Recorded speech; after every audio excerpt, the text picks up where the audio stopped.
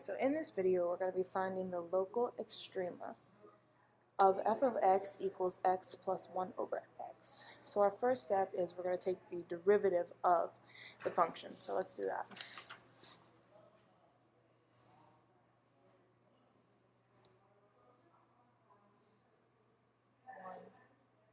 Minus 1 over x squared.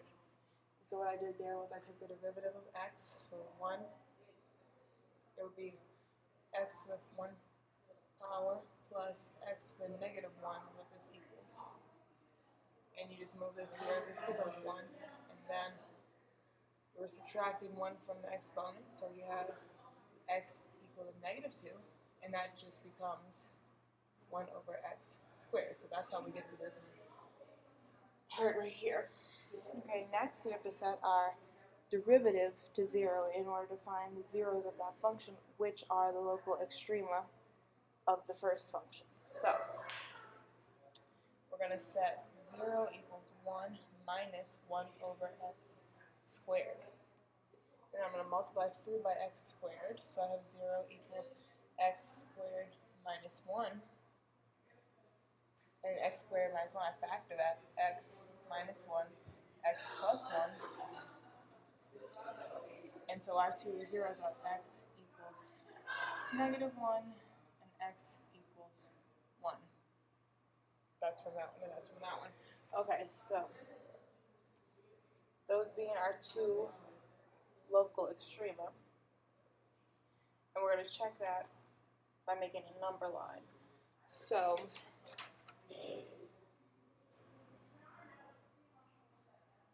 negative 1, 0, and 1. And the reason why I put 0 here is that there's an asymptote at 0 in this function because 0 is on the bottom. So that would mess up our whole function. So we start here. So we need a number less than negative 1 to test in this equation. So we'll pick negative 2. And we have, I'll do it over here. Yeah. Alright, so negative 2 minus 1, and that's coming from this equation, times negative 2 plus 1. And so we have negative 3 times negative 1, just 3. So it's positive on the side. And then we need a number in between, well, in between negative 1 and 1 because we know 0 is our asymptote. And so we can't pick 0, so I'll pick negative 1/2. And so we say negative 1/2 minus 1 times negative 1/2 plus 1. And so negative 1/2 minus negative 1 is negative 1 and 1/2 times positive 1/2. And that's a negative number. So we're negative there. And it's also going to be a negative there. Oh, no, it's not. And then we're going to have, when it says positive 1/2, that we can see here. So positive 1/2 minus 1 times positive 1/2 plus 1.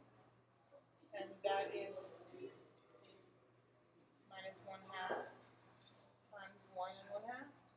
That's also a negative number. And then lastly, I'll do it over here. You're going to pick 2. So 2 minus 1 times 2 plus 1, positive 1, positive 3, this is a positive number. And so this, it has a positive slope to a negative slope, and this has a negative slope to a positive slope. So our local maximum is at negative 1, and our local